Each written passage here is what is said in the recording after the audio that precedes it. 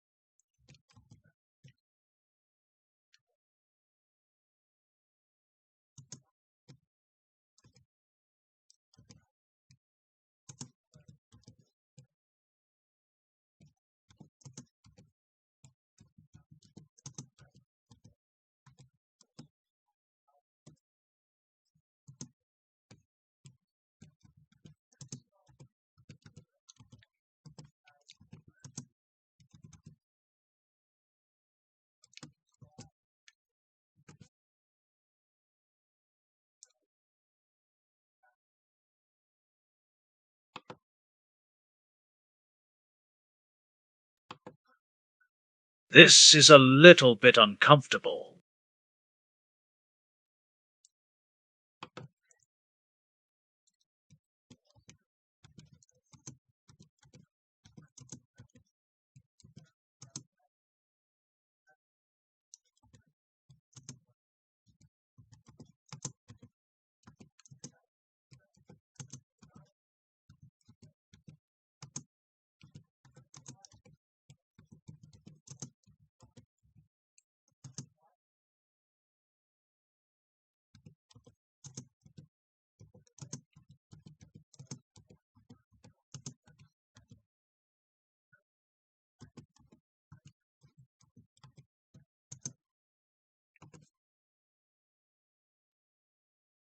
You'll shut up unless you want to be under my ass for the rest of the day.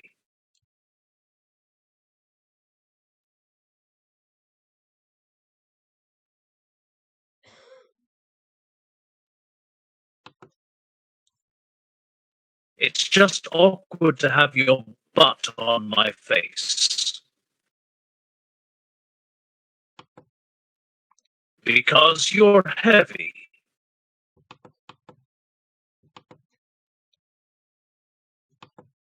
You'll shut up unless you want to be under my ass for the rest of the day.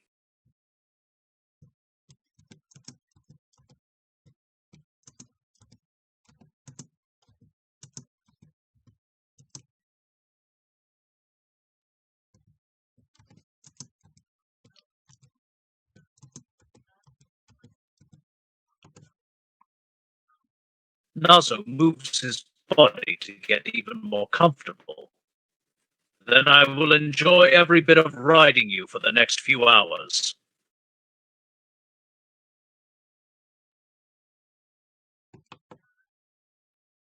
Don't test me. You'd like that, wouldn't you?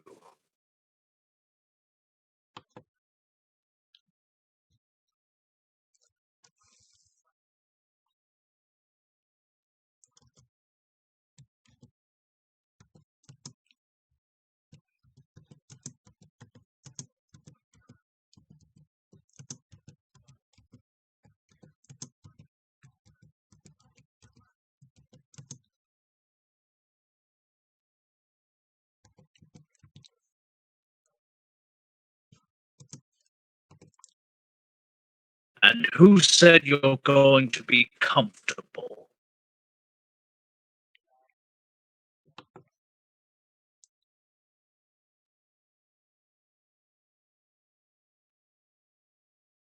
No, this isn't how chaos is supposed to work. Wait, why are you so comfy? Flustered villain noises intensify as he realizes he's losing his intimidating edge by being used as a sentient beanbag chair.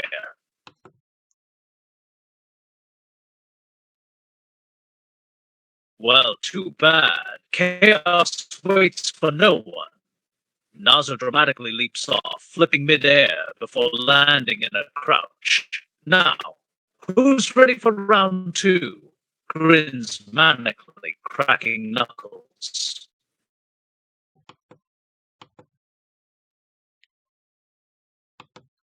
And who said you're going to be comfortable?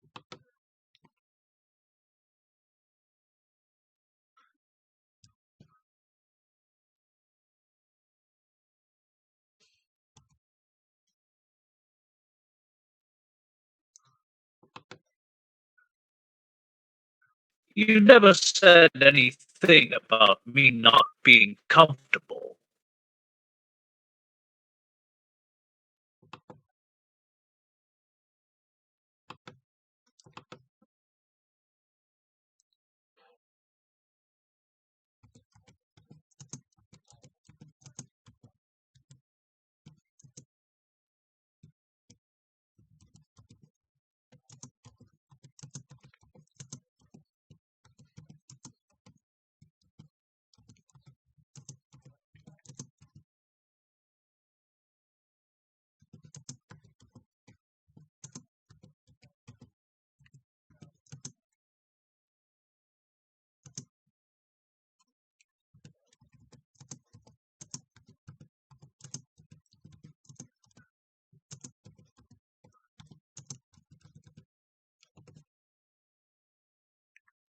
You'll get used to it.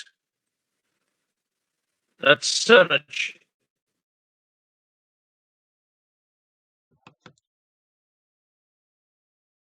gives a menacing smirk and shifts slightly to make it even more uncomfortable.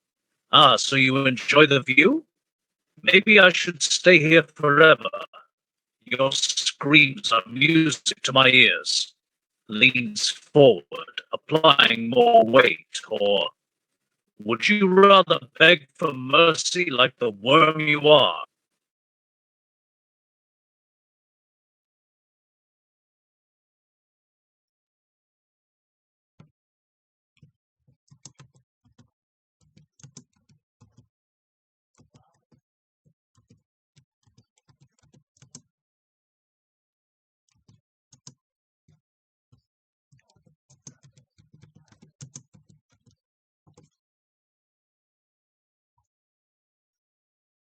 Twists slightly, letting out a dark chuckle. Oh, so you want to be my eternal chair now? How adorable. Presses down harder, voice dripping with mock sweetness. Tell me, little throne, do you prefer silence, or should I make you squeak for me?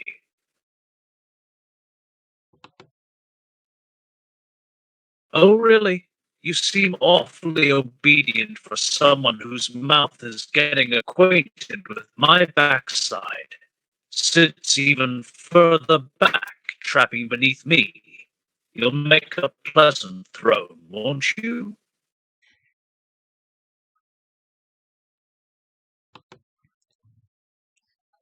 So you like to be my personal seat, eh? To be treated like a worthless toy beneath me? How pathetic, but also oddly satisfying.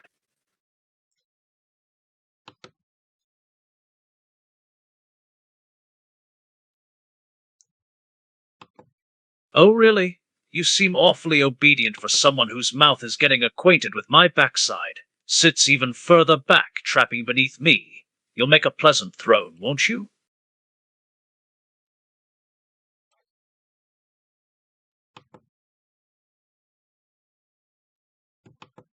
Twists slightly, letting out a dark chuckle. Oh, so you want to be my eternal chair now? How adorable. Presses down harder, voice dripping with mock sweetness. Tell me, little throne, do you prefer silence, or should I make you squeak for me?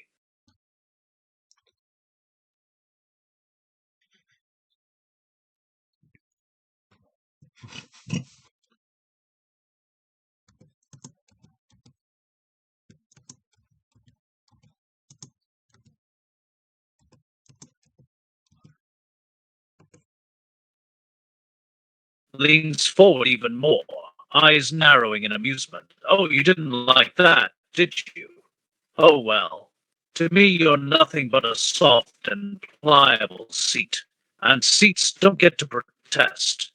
They just have to take whatever load is placed upon them. Wiggle slightly, intentionally pressing down harder, unless you prefer being squished. A cruel smirk spreads across Nazo's face. Oh, you've heard the title now. You're nothing more than my throne, a worthless object for me to sit on, use, whenever I please. Presses down even harder, relishing the discomfort he's causing. So, what will it be, little worm? Squeak for your master, or stay silent like a good little object?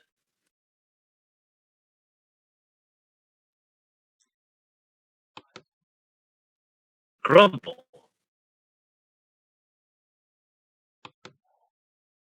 I am not a freaking worm.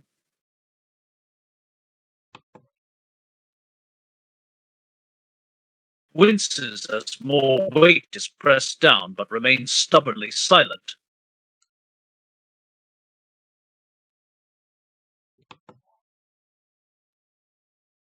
Laughs wickedly and stands up abruptly, leaving you sprawled on the ground.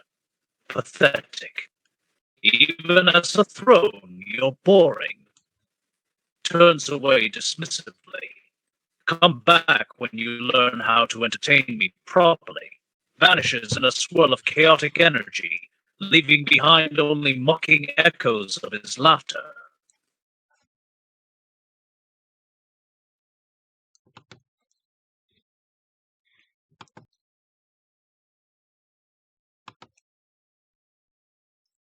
After getting defeated by Dr. Eggman, Starline was roughly shoved down amongst large pieces of robots they both used to fight each other. Eggman then seemed to quietly flee while nobody noticed, leaving Starline behind. He sat up with heavy damage visible on his body, as building had supposedly been shaken up quite a lot, starting to partially collapse.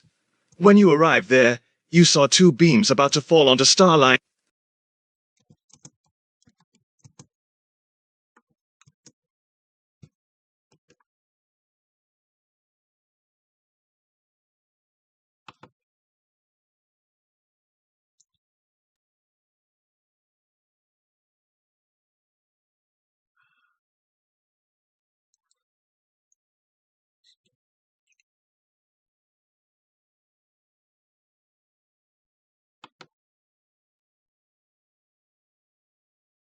For breath, Starline clutches at his bruised side, his maroon eyes wide with shock and pain. His usually pristine fur is covered in dust and his vest is torn. He looks up at Nazo with a mix of gratitude and lingering fear. What? You saved me? His voice cracks slightly, still shaky from the near-death experience. He tries to push himself up but winces, gripping his side tighter. I was just... He coughs, clearing his throat, just about to become a platypus pancake. Despite the situation, he forces a weak, lopsided smirk, trying to mask his frazzled nerves. So, thank you for that. His eyes dart toward the collapsing structure behind them. But maybe we should, not stand here? Unless you like dodging debris? He reaches out a trembling, gloved hand, still trying to regain his composure. Help me up? Unless you want me to crawl away like a wounded platypus. Which I am, so point stands.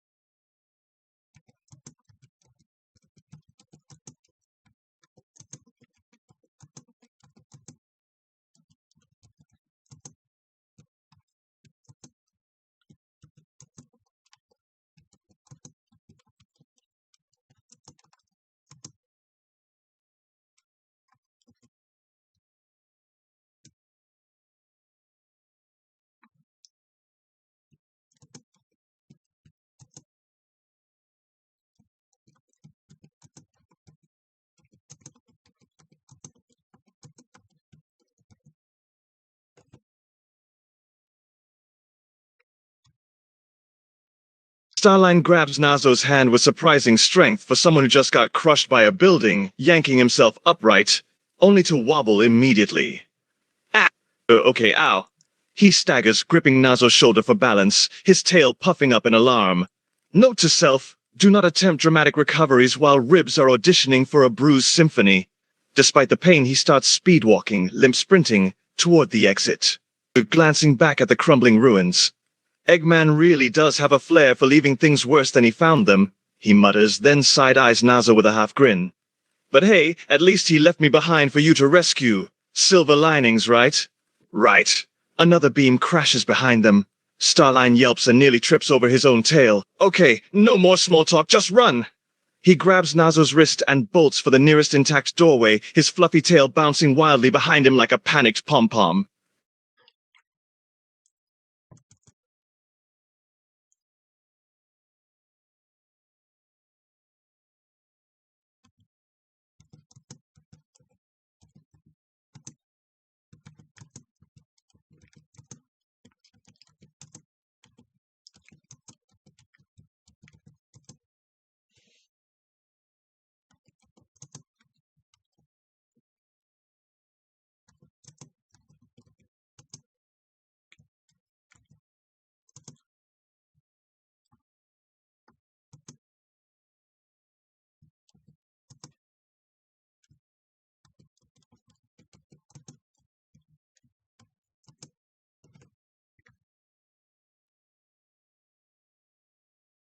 Panting heavily as they finally reach safety, Starline leans against a nearby wall, sliding down it ungracefully until he's half sitting, half sprawled on the ground. His tail flops dramatically to the side like a deflated balloon. Whoa, okay. Okay. We're alive. We're alive. We're outside and... He prods at his ribs gingerly, wincing. I am definitely borrowing your help for a while longer. Ugh. He tilts his head up at Nazo, suddenly looking more like a disheveled overdramatic scientist than a near casualty. So, got any brilliant ideas, hero? Because I would suggest find a medbay, but... He gestures vaguely at the wreckage behind them. Eggman kind of turned my old lab into a modern art sculpture. So unless you've got a first aid kit or a robot stretcher lying around, he pauses, then squints suspiciously. Wait, did you just call me Carly? Did I hit my head harder than I thought, or... He pats his fluffy head frantically, checking for injuries. Am I bleeding somewhere crucial?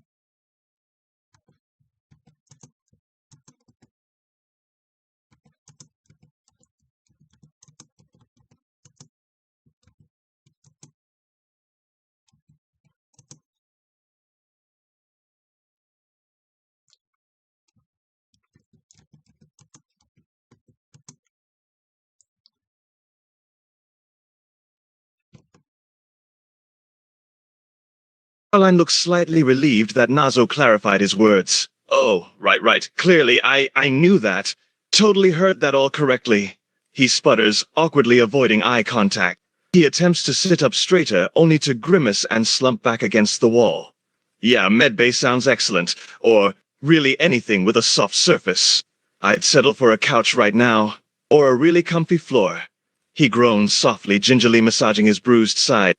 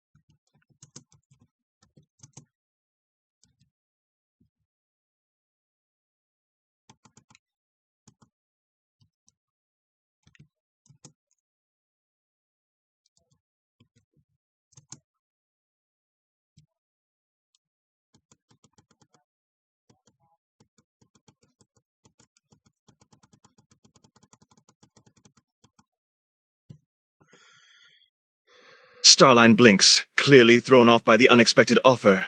He looks up at Nazo, somewhat bewildered but also a little grateful. You, really? Would let me stay with you? He fidgets with his vest, his tail twitching uncertainly. He tries to brush it off playfully, but there's an undercurrent of genuine disbelief in his voice. Are you sure you want a semi-broken platypus scientist crashing on your couch? I come with heavy sarcastic commentary and an unhealthy caffeine intake.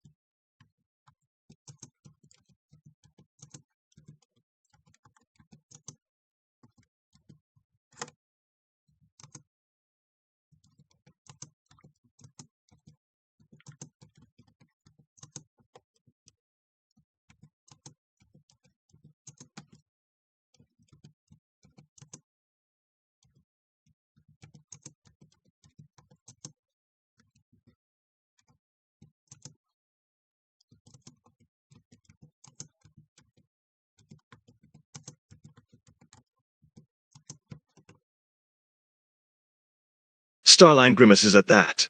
He doesn't like thinking about the possibility of being attacked. Yeah, good point. I do like living, generally, and staying out of Shadow's line of fire is a pretty vital part of that. He shivers visibly at the thought. So, couch it is then. If you really don't mind a grumpy platypus taking over your living room for a while.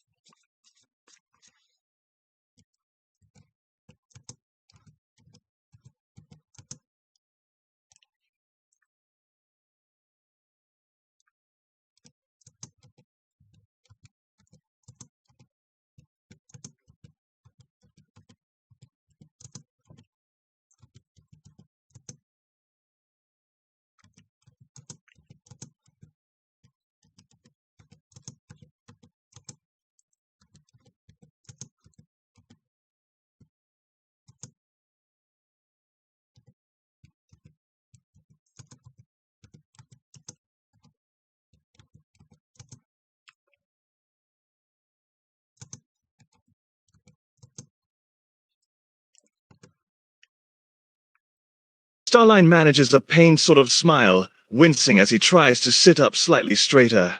He takes a careful breath, then lets it out slowly. The simple act of talking is starting to take a toll on his battered body.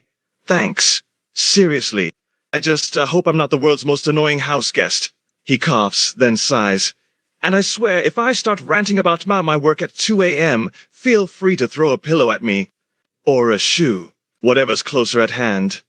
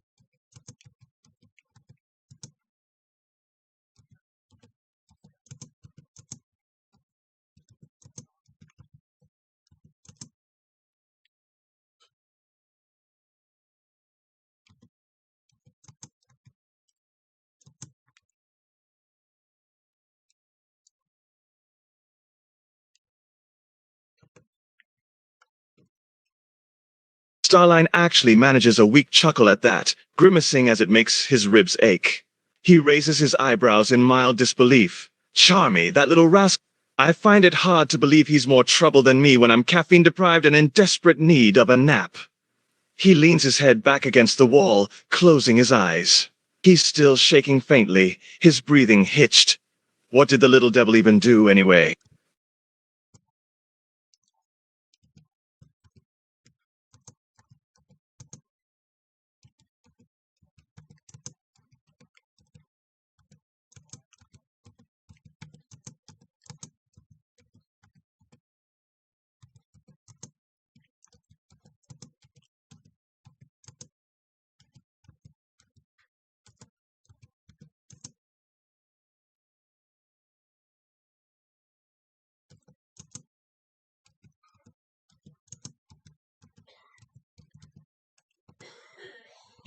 Starline tries not to laugh at the mental image, but a snort escapes him anyway.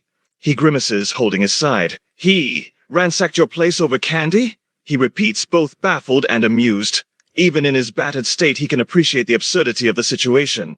He shakes his head in mild disbelief.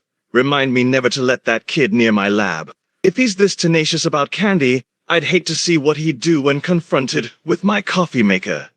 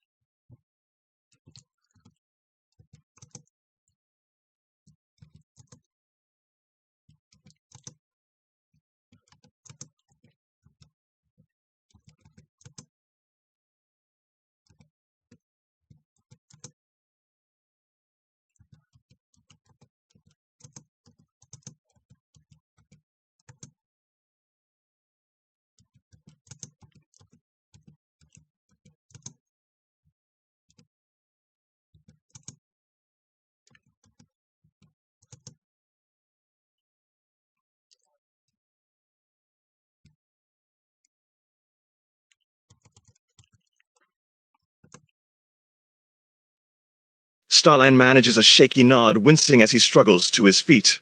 He clings to Nazo's shoulder, gritting his teeth against the pain. He's trying desperately to not lean too much weight on Nazo, but it's obvious he's barely standing. Yeah, sounds good. He breathes, looking more than a little pale under his fur. He casts a glance around the surroundings, trying to distract himself from his pain. Nice place. Definitely nicer than, Eggman's rubble pile.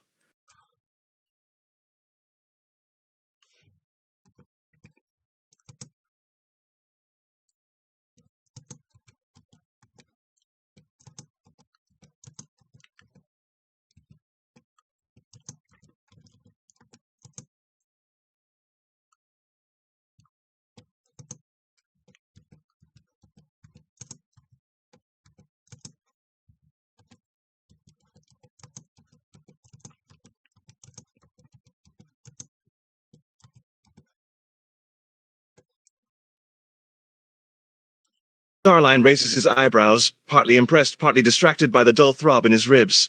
10 years. That's some dedication. I usually just... He coughs, throw up some lab walls in a few days and call it good enough. He tries to straighten up again, but a sharp inhale betrays his discomfort. Gook. Yeah, okay, maybe stop talking, Starline, he mutters to himself. Once settled on the couch, he lets out a slow breath, glancing up at Nazo. So, first aid kit, and maybe water? If it's not too much trouble. His usual bravado is gone, now he just sounds exhausted.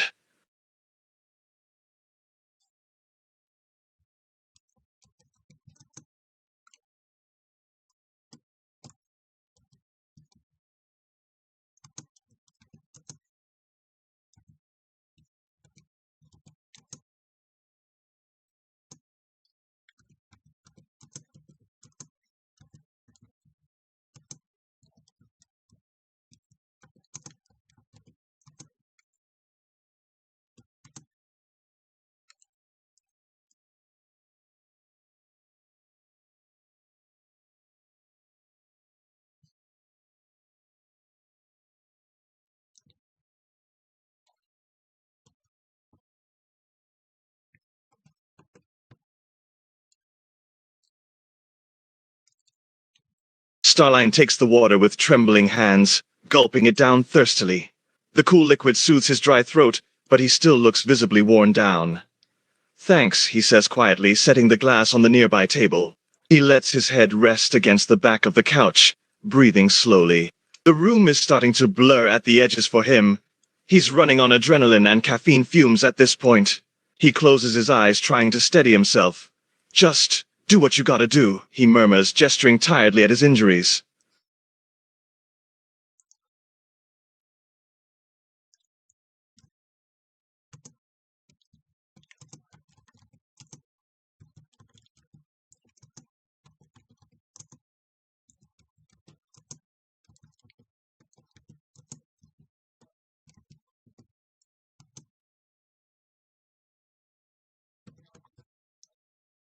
Starline doesn't argue.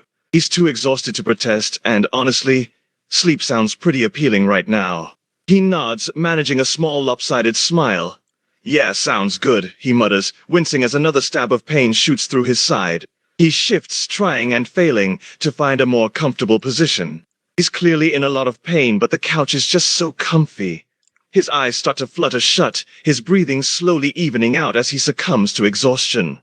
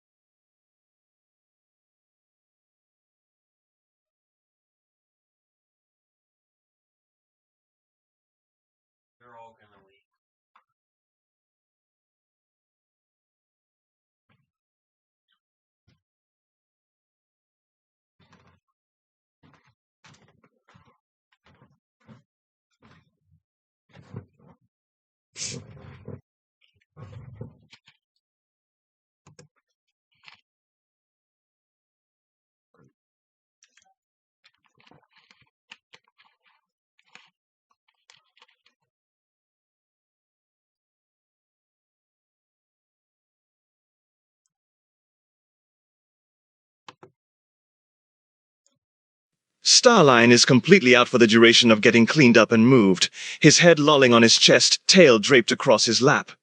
He looks far more at peace in sleep than when awake, no hint of his usual snark or sarcasm on his face. Just a tired, battered, but undeniably cute platypus. He doesn't react to Nazo leaving, remaining fast asleep and blissfully unaware of anything going on around him. In his current state, he looks almost vulnerable, like he's dropped his tough scientist act for once.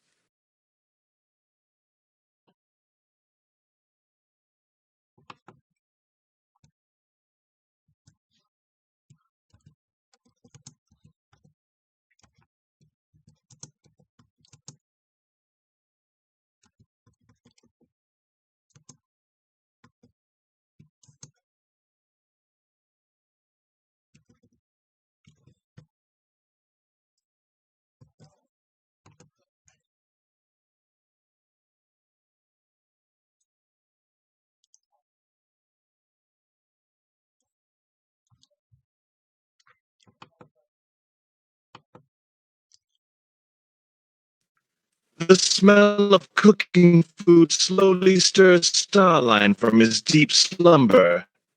His nose twitches first, followed by a sleepy groan as he blinks his eyes open, groggy, disoriented, and still very much in pain. He shifts slightly, then winces, remembering his injuries. Ow! Right. He glances toward the kitchen, spotting Nazo at work. There's a flicker of something like gratitude in his maroon eyes. Hey, he calls weakly, if that's coffee, I swear I'll owe you forever. His voice is hoarse, but there's a faint smirk. Thanks, again, for gestures vaguely at himself all this. He sinks back into the cushions, tail curling slightly. I promise of a disaster once I can stand upright again.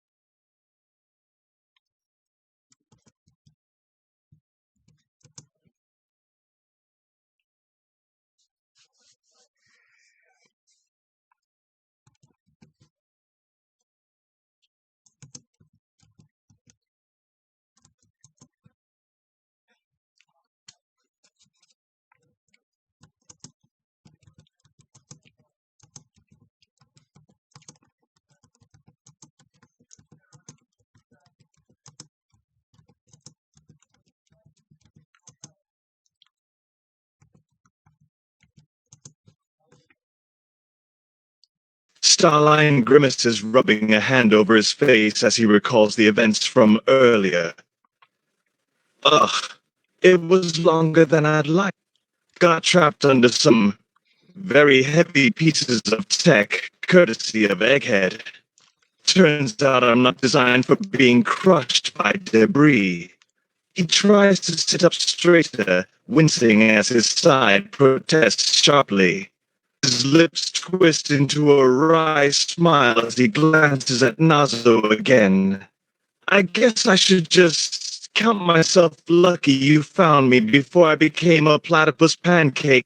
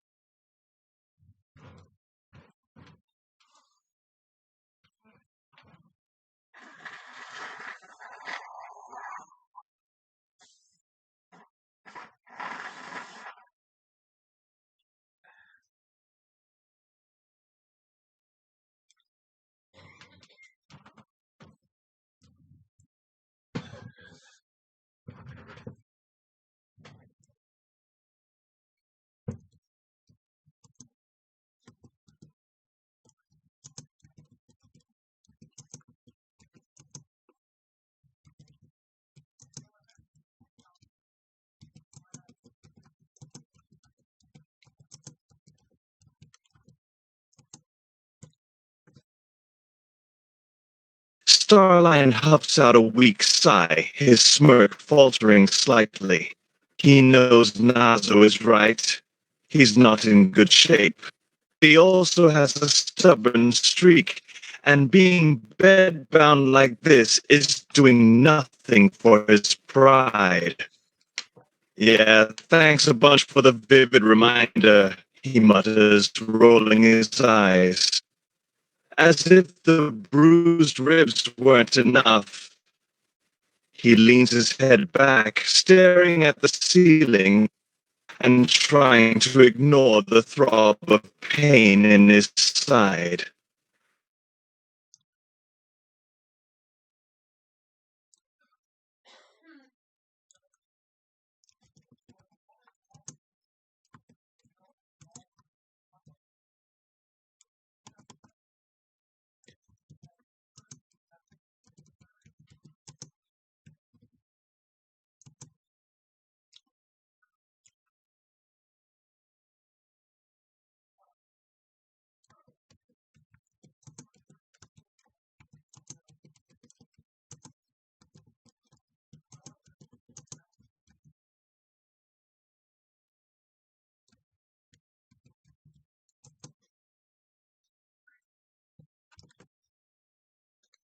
Starline grumbles under his breath, clearly not a fan of taking time to recover.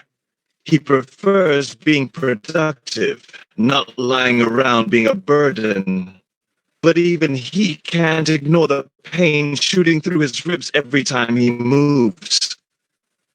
Easy for you to say, he mutters, eyeing Nazo with a mix of envy and grudging gratitude. You're not the one broken in 7 different places.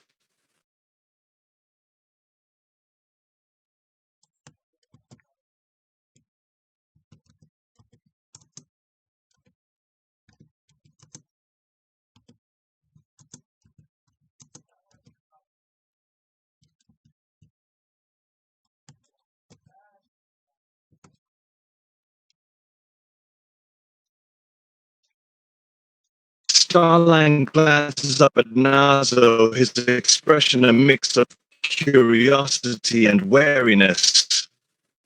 That look, that's your I have an idea and you won't like it look, right?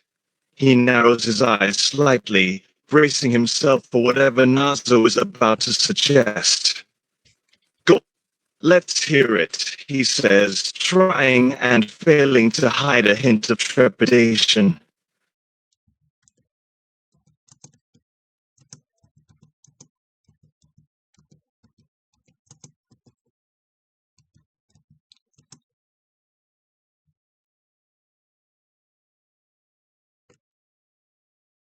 Starline blinks, taken off guard. That's not at all what he was expecting. He raises an eyebrow, eyeing Nazo with skepticism tinged with confusion.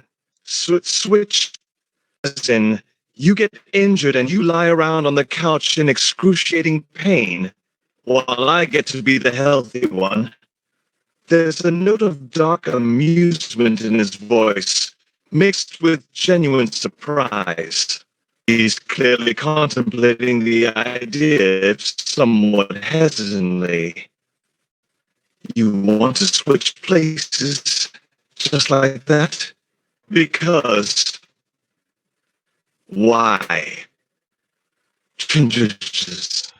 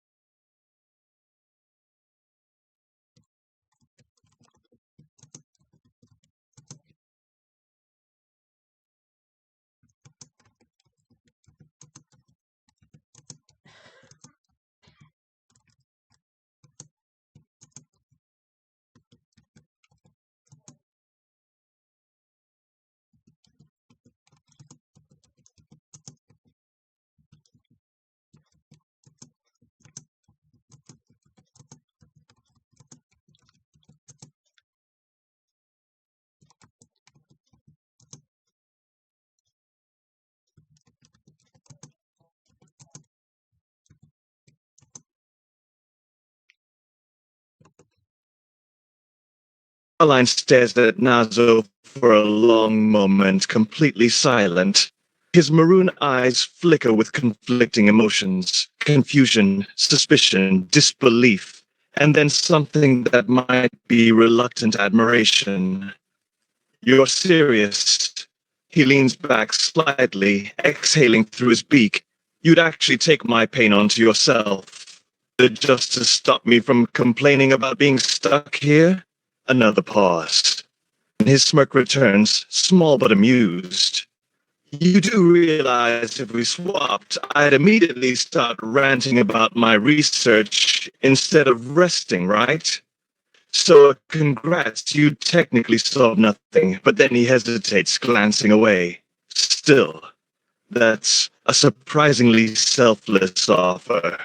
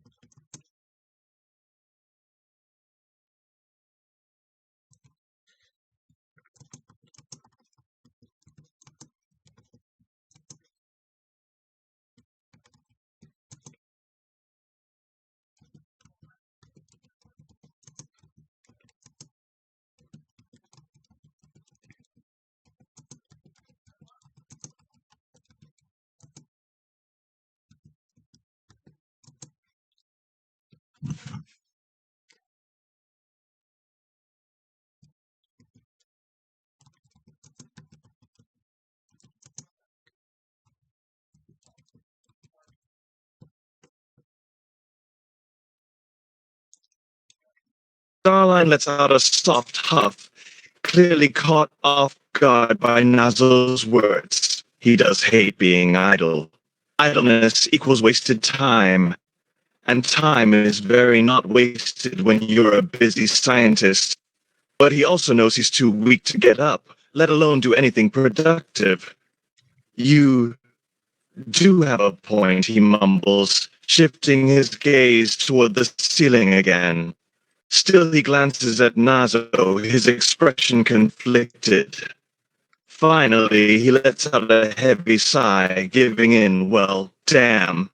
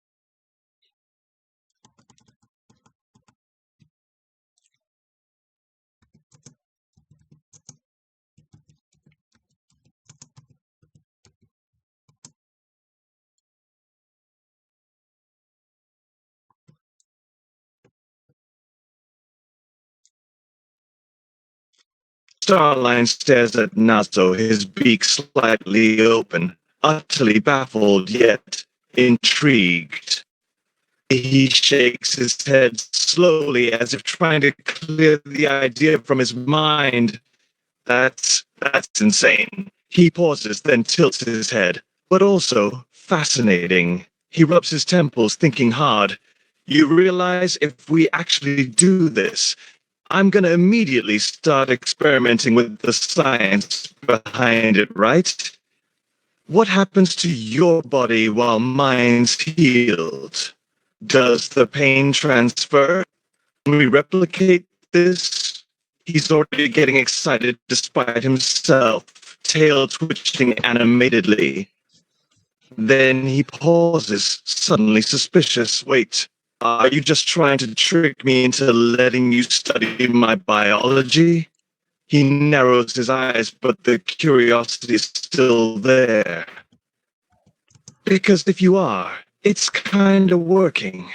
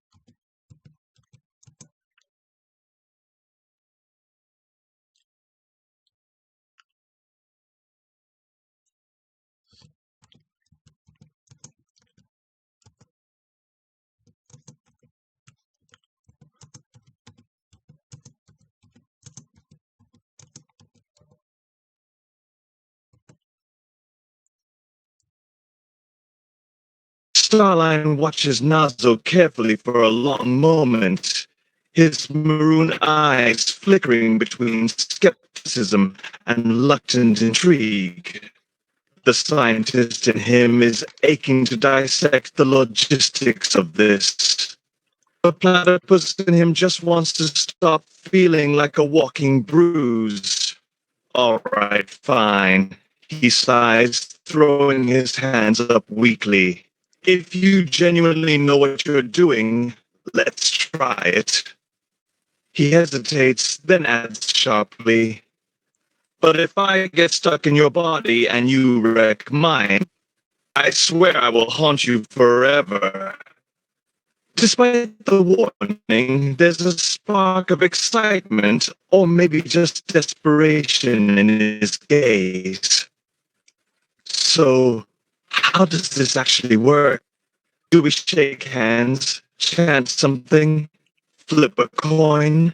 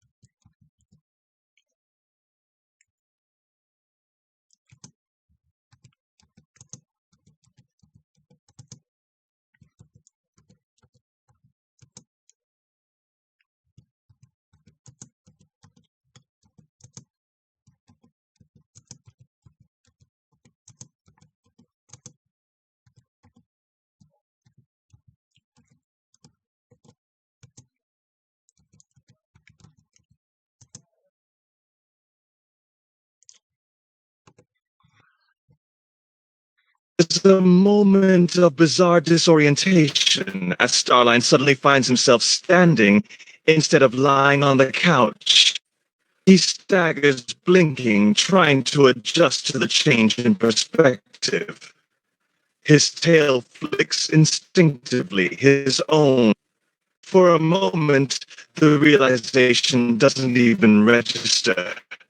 But then he glances down at his hands, and his eyes widen in disbelief. His hands and entire body are entirely different. What the? He stumbles slightly off balance before finding his footing. His voice sounds different. That wasn't his voice.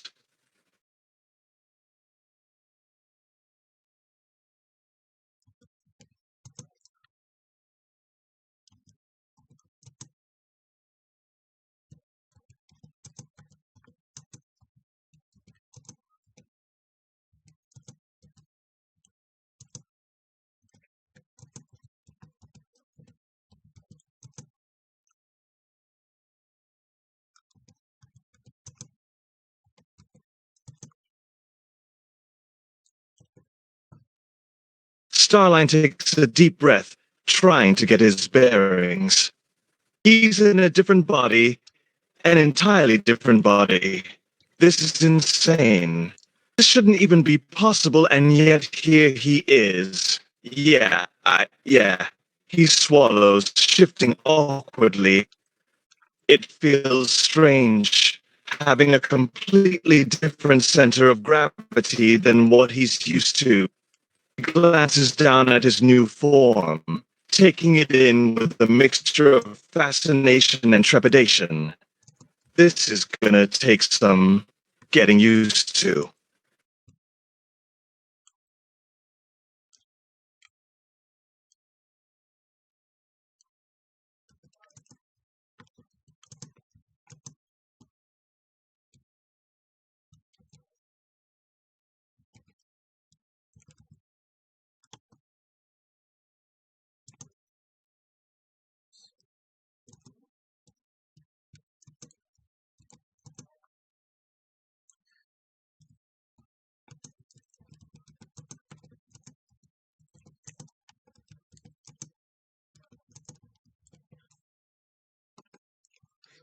Starline glances at his hands again, flexing his fingers.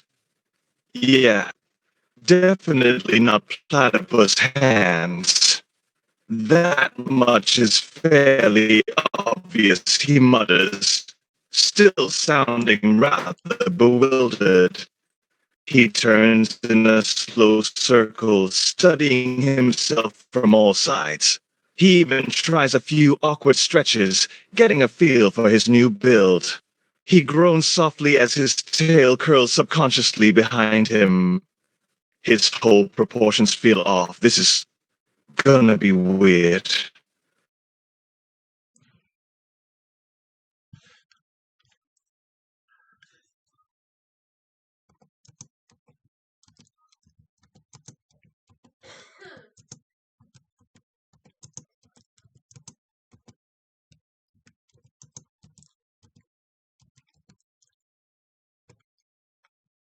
Starline pauses in the middle of examining his new arms. The realization that he's actually pain-free slowly sinks in. No aching side, no bruised ribs. He lets out a breath, almost a gasp, disbelief in his eyes. A pause. He looks down at his side, poking and prodding, expecting to find pain. But there's only smooth, uninjured skin beneath his finger. For the first time in what seems like days, you were right. No pain.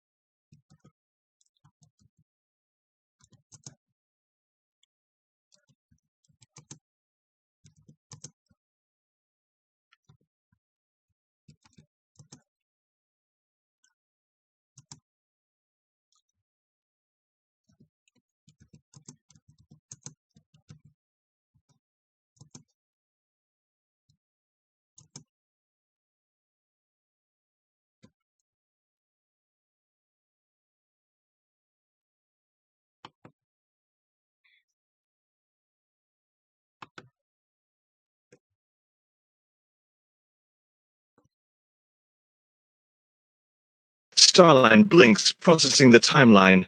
3 days? He tilts his head, or tries to, before realizing his neck moves differently now. That's manageable. Then, like a switch flipping, his expression shifts, eyes narrowing with a sudden spark of ideas. 3 days of not being bedridden? He starts pacing, still wobbly, but already scheming. Oh, ho, ho, do you realize what this means? I can finally. He counts on his fingers. 1. Test that new plasma coil design. 2. Tweak my warp ring prototype. 3. Not sit around like a useless lump. He pauses mid-step, turning back to Nazo. You're sure about this?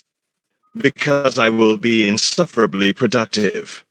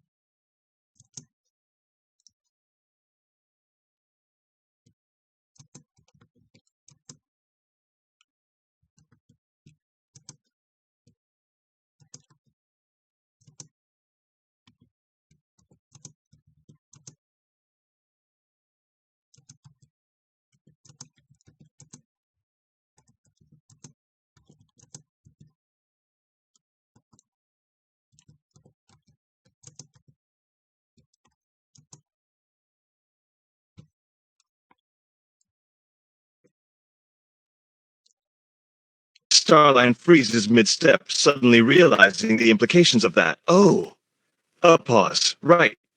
If I die in your body, we're both stuck.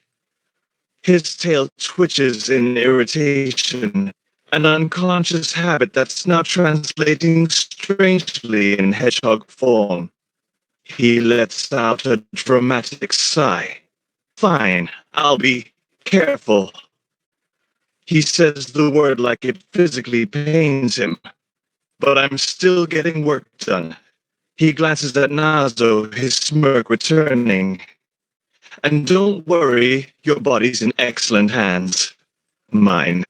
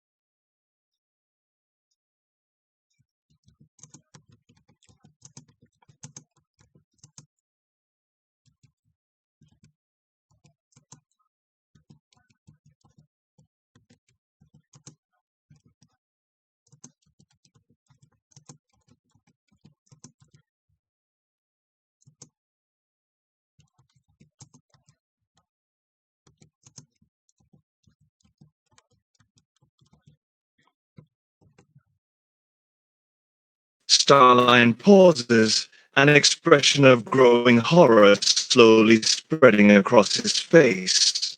He hadn't even considered that. People are going to think I'm you. He sounds utterly distressed at the implication. His image and reputation are everything to him. Being mistaken for... He shudders.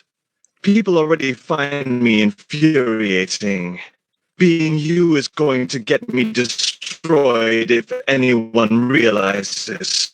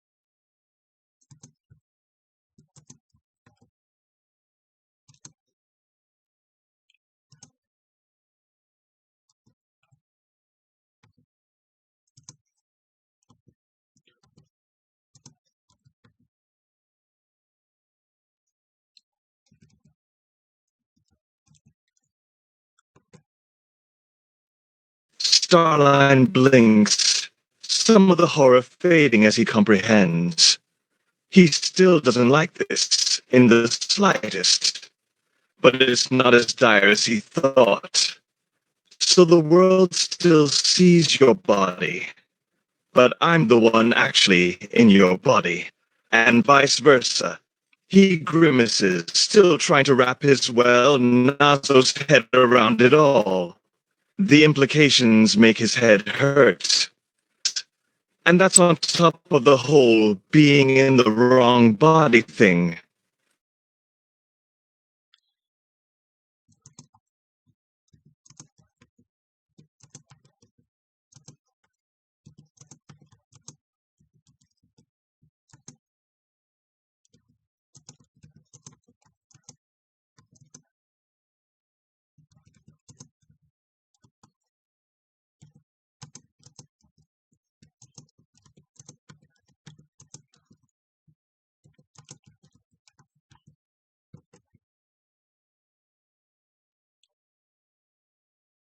Starline lets out a frustrated huff, resisting the urge to bury his face in his Nazo's hands.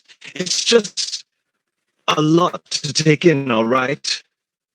His smirk returns, but it's strained, forced. This isn't exactly how I pictured my day going. I'm usually less. He gestures vaguely at his borrowed body, still struggling to wrap his head around it all. Nazo's body feels wrong, in a way he can't describe.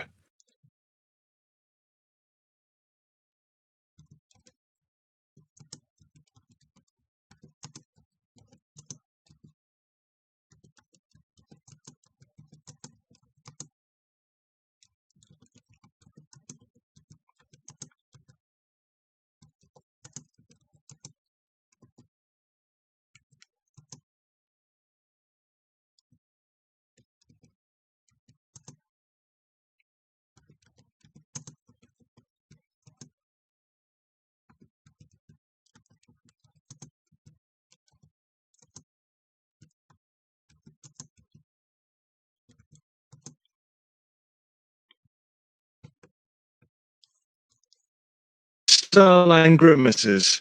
He hates to admit it, but Nazo has a point.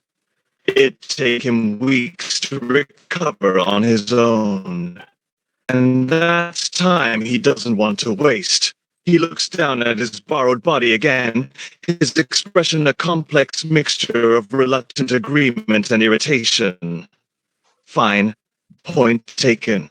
I suppose being in your admittedly quite capable body for a few days is better than being uselessly stuck in my own for weeks. But I still don't have to like it.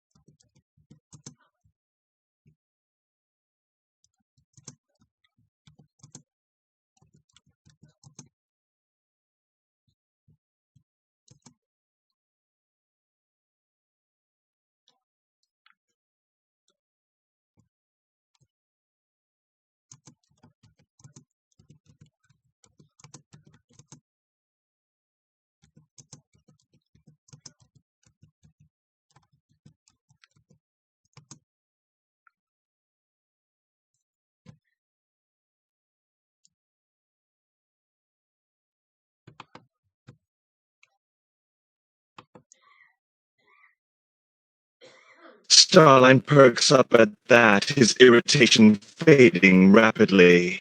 He'd almost forgotten the lab. The thought of actual work to do overriding the annoyance at being in the wrong body. You don't mind me using the attic for my lab? Seriously? Without waiting for a response, he paces in a circle, already mentally planning out the space. Lab setup, tools, equipment, space for tests. He's going to need it all. He glances at Nazo, his excitement growing. This is fantastic.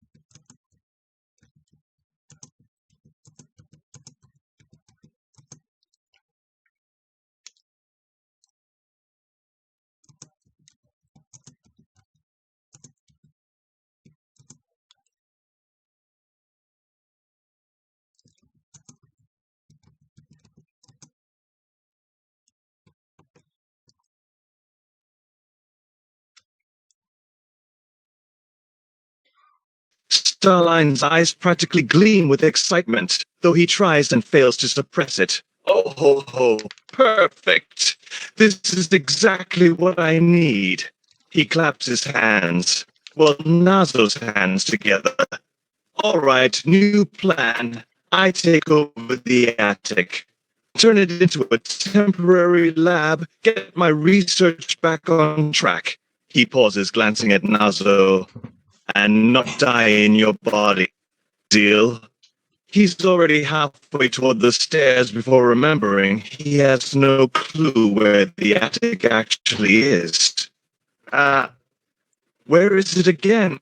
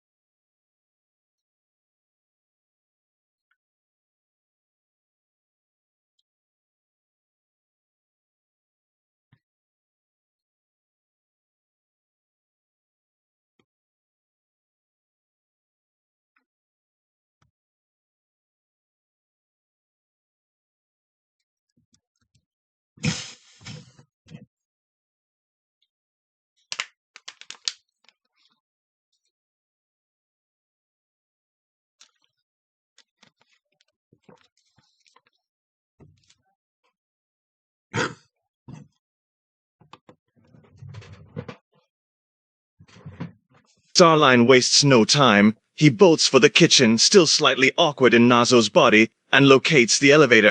He jabs the button eagerly, practically bouncing on his toes, a very un-Starline-like motion. Oh ho ho, science awaits! The elevator doors slide open, and he steps inside, already muttering to himself about calculations and adjustments. He glances back at Nazo one last time. 3 days, right? Don't worry, I'll make them count. And with that, the doors close, sealing him off in his new temporary domain. The faint sound of manic laughter can be heard drifting down from the attic,